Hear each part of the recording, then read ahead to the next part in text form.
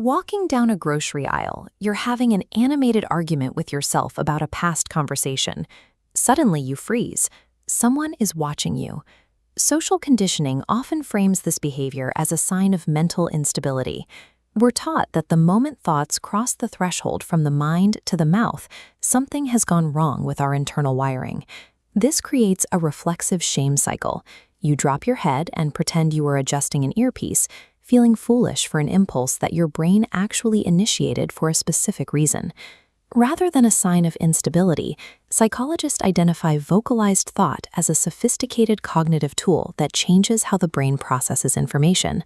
Almost everyone utilizes this mechanism. For some, it's the quiet muttering of a to-do list in an empty house. For others, it's a constant silent internal monologue that narrates every hour of the day. Stigmatizing self-talk overlooks its utility. It functions as a biological filter, allowing the nervous system to navigate environments that are increasingly crowded with sensory data.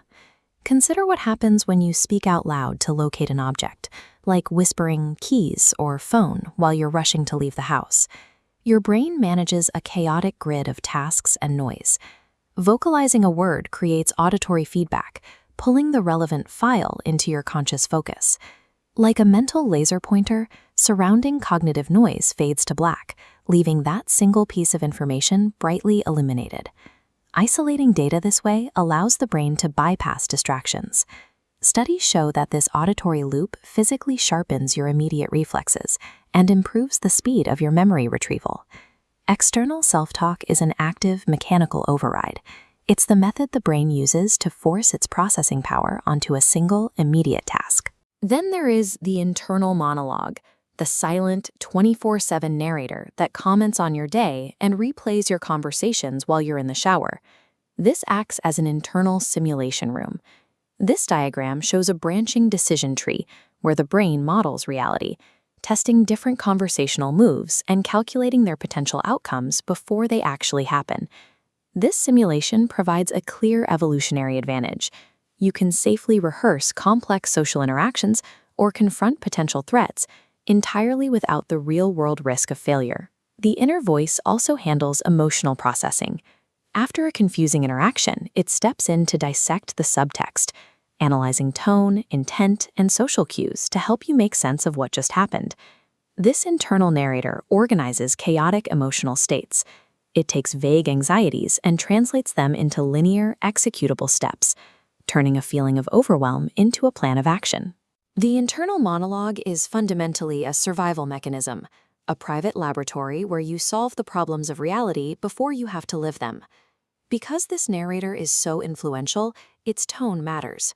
Without active monitoring, the voice that organizes your day can gradually shift into a voice that primarily dissects your flaws.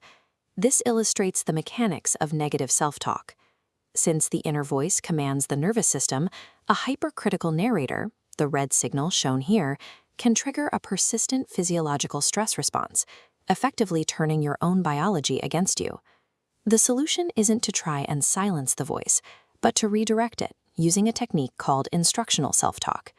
This is how high performers manage pressure. By delivering a sharp, linear input, this blue signal, they interrupt the emotional stress loop with structured, step-by-step instructions. This stabilizes the system's erratic waves into a calm, rhythmic pulse. This is the difference between being an irrational cheerleader and a reliable guide. The goal isn't to ignore the difficulty of a situation with fake positivity, but to provide the tactical steps needed to navigate it. Self-talk is a biological superpower designed to help you navigate a chaotic world. The objective isn't to suppress that voice, but to take the director's chair and ensure it is finally working for you.